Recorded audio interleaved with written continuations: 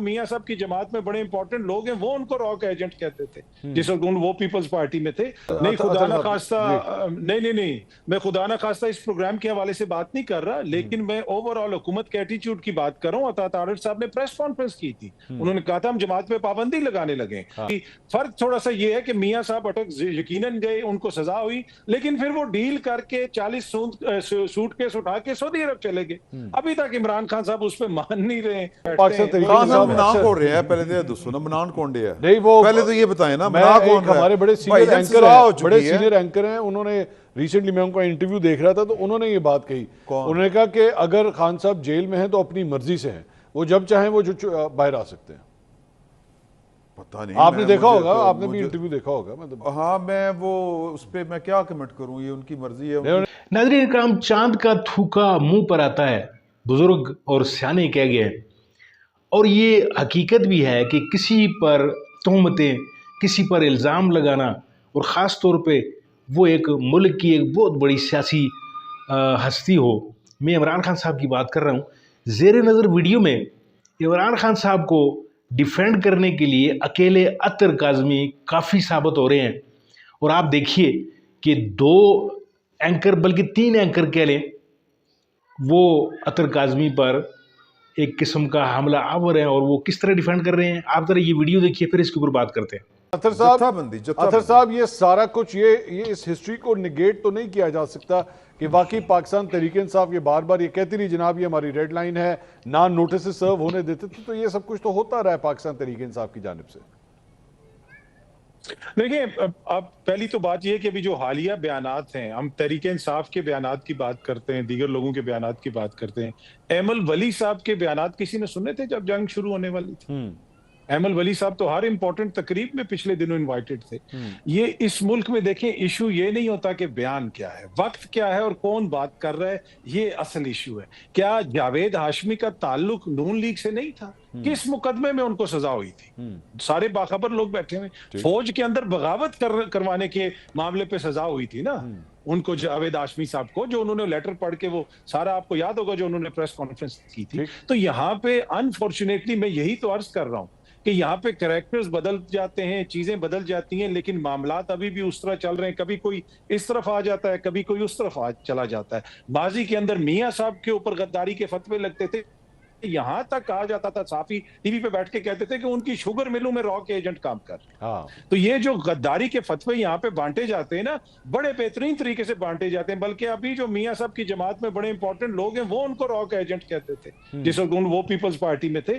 تو انفارچونیٹلی میرے کہنے کا مقصد یہ ہے کہ یہاں پہ سیاسی غلطیاں سب سے ہوتی ہیں. یہاں پہ کوئی سیاسی جماعت غدار نہیں ہے. جس جماعت کو لیکن پہلی بات ہے کہ غدار کسی کو یہ میں کہنے لگا تھا کہ عطہر صاحب, خان صاحب کو کسی نے غدار نہیں کہا ہے, نہ کسی نے راک ایجنٹ کہا ہے اس گفتگو کے دوران جو کم از کم اس ٹاک شو میں ہو رہی ہے.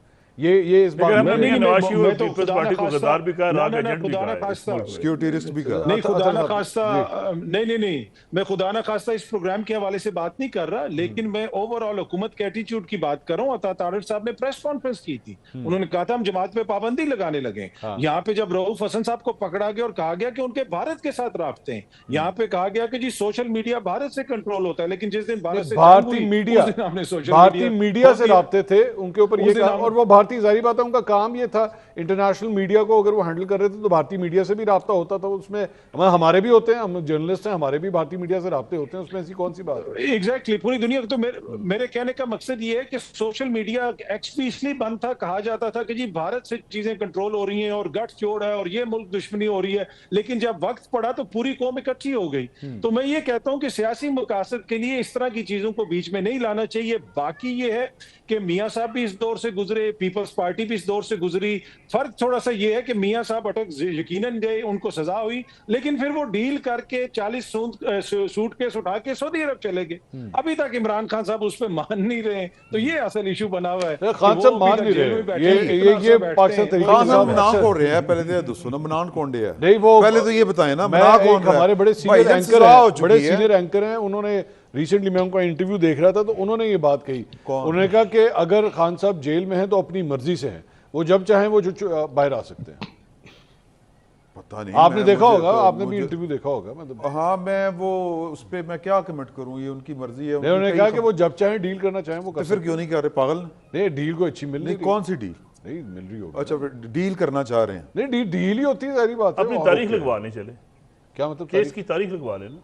نہیں جب ڈیل کر لیں سر, میں بات یہ ملک صاحب آپ بھی جانتے ہیں معاملات اگر یہاں پہ طے ہونا تو ڈیٹے بھی لگتی ہیں, رہائیاں بھی ہوتی ہیں, بایو میٹرکس بھی ہوتے ہیں, سب کچھ ایک منٹ میں ہو جاتا ہے. دیکھیں کل بالکل ہو جاتا ہے, اس میں کوئی شک والی بات نہیں, لیکن مسئلہ یہ ہے کہ عمران خان صاحب دیکھیں ایگزیکٹ یا انفارمیشن عمران خان صاحب بتا سکتے ہیں یا جو ڈیل کی آفر لے کر گیا یہی بتا, باقی ہم حالات کا تجزیہ کر سکتے ہیں.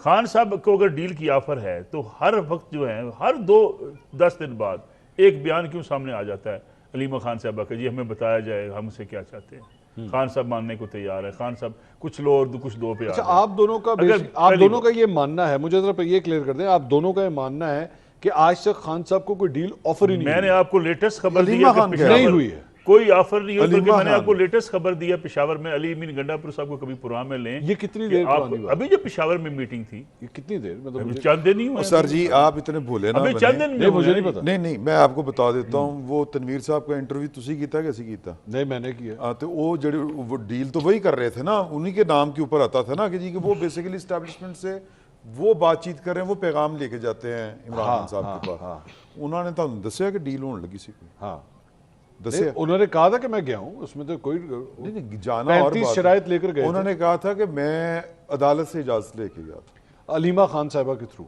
ہاں ایکچولی علیمہ خان صاحبہ نے ان کو عدالت کا آرڈر بھیجا, انہوں نے مجھے واٹس ایپ شیئر کیا میرے ساتھ, تنویر صاحب نے وہ شیئر کیا کہ انہوں نے علیمہ خان صاحبہ نے یہ آرڈر نکلوایا ان کے لیے.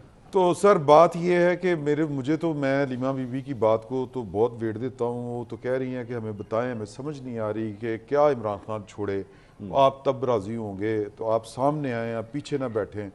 تو اور عمران خان صاحب خود کہتے ہیں کہ جی کہ میں تو بات ان سے کرنا چاہتا ہوں, فوج کے ساتھ بات کرنا چاہتا ہوں. یہ کیڑی ڈیموکریسی, یہ کون سی ڈیموکریسی ہے بھائی جان اطہر صاحب؟ یہ ڈیموکریسی میں ہوتا ہے یہ اس طرح ڈیل کرنا سر؟ یہ وہی ڈیموکریسی ہے جو محمد زبیر صاحب جا کے باجوہ صاحب سے ملتے تھے. ایگزیکٹلی فرق کیا ہے؟ ایگزیکٹلی بالکل ٹھیک بات کی آپ نے. ایتھی میں لینا چاہیے فرق کیا ہے؟ میں کمپلیٹ کر لوں اپنی بات, تو پھر تسی میں بھی اوتھے ہی آ جاؤں گا جسے تسی ہو.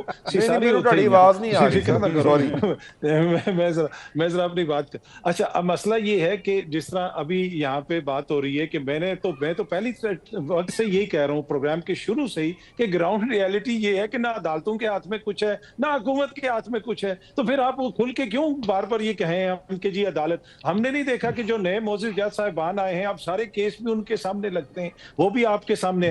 دوسری بات جو تنویر صاحب کا آپ نے انٹرویو بھی کیا اور پھر کچھ ڈاکٹرز بھی آئے, ان کی ملاقاتیں بھی ہوئی پاکستان کے اندر. خان صاحب کے تو جو پارٹی کے لیڈران ہیں, جو فیملی ممبران ہیں, وہ ہائی کورٹ سے حکم لے کے جائیں تو اڈیالہ جیل والے اندر نہیں گھسنے دیتے. پر تنویر صاحب کو جناب امریکہ سے وہ آئے تھے اور ان کو عدالت نے حکم دیا اور وہ اندر چلے گئے. مطلب کہ پھر آج ہم روٹی کو چوچی کہیں شام کو جب کھائیں گے, تو ایسی بات تو نہیں ہے. ناظرین کرام, اگر عزم و استقلال کے کسی استعارے کی بات کی جائے تو عمران خان صاحب کا نام سب سے پہلے دماغ میں آتا ہے. یعنی ایک 70 سال کی عمر کا ایک انسان جس کو دنیا کی تمام آسائشیں میسر ہوں اور وہ سب کچھ ہونے کے باوجود بھی ایک کال کوٹری میں پچھلے 2 سال سے ایک ایسا وقت گزار رہا ہے.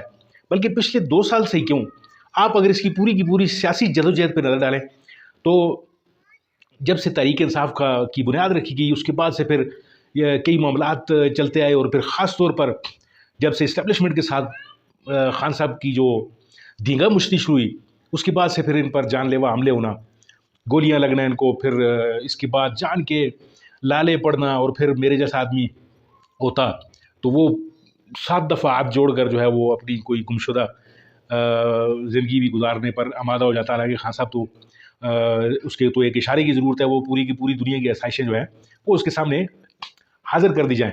ناظرین کرام, ایک آدمی بیٹھا ہوا ہے ایک مرد کلندر کی طرح عزم و استقلال کا ایک پہاڑ بن کر. یعنی کئی دفعہ میں خود بھی سوچتا ہوں کہ یار خان صاحب کو چھوڑ دینا چاہیے, کیا رکھا ہے اس ملک کے غریب عوام کے لیے, کیوں لڑ رہا ہے وہ آدمی. لیکن پھر جب میں دوسری جانب سوچتا ہوں تو میں کہتا ہوں کہ تاریخ کے رائٹ سائڈ پہ کھڑا ہوا ہے ایک انسان, اور اس کو نوچنے والے گدھ مختلف شکلوں میں، یعنی اس ملک کی ریاستی شکل میں دیکھ لیں آپ، حکومتی شکل میں آپ دیکھ لیں، اور ایون میڈیا کے لوگ دیکھ لیں آپ، جس طریقے سے یہ آپ کے سامنے یہ کچھ احباب جو ہیں وہ تان و تشنیع کے جو ہیں وہ تیر برساتے ہوئے آپ کو نظر آ رہے ہیں عمران خان صاحب پہ. یعنی نصر اللہ بٹ ان میں سے ایک ہے، دوسرے کا نام آپ نے مجھے بتانا ہے، تیسرا تو منصور علی خان ہے، بظاہر نیوٹرل رہنے کی یہ کوشش کرتا رہتا ہے. ناظرین کام چاند کہتے ہیں، بزرگ لوگ کہتے ہیں کہ چاند پر تھوکا جو ہے وہ اپنے ہی منہ پر آگے گرتا ہے. یعنی عمران خان صاحب کو انہوں نے بہت کوشش کی ہر طرح سے ملیا میٹ کرنے کی، یعنی عدت کا کیس، پھر پتہ نہیں کون کون سے کیسز جو ہیں وہ ڈالے گئے، پھر وہ اس کی بیوی کو جو ہے وہ یعنی اتنے مظالم یعنی کیے گئے کہ اس کو بھی بے گناہ اس کے ساتھ قید کیا ہوا ہے انہوں نے. تو کوئی عام آدمی تو نہیں ہے وہ خان صاحب، یعنی اس کو تو لازماً تائید عزتی جو ہے وہ اس کو حاصل ہے. آپ کو کیا لگتا ہے ناظرین کام؟ اپنی رائے سے ضرور آگاہ کیجیے گا. آپ کہاں سے میرے اس ولاگ کو دیکھتے ہیں اس کا بھی ذکر کیجیے اپنے کامنٹ میں، تاکہ میں آپ کا فرداً شکریہ بھی ادا کر سکوں. ناظرین کام بہت بہت شکریہ ویڈیو دیکھنے کے لیے. ملتے ہیں آپ کے ساتھ کسی اور ویڈیو کسی اور موضوع میں، تب تک کے لیے دیجیے اجازت. اللہ آپ کا حامی و ناصر.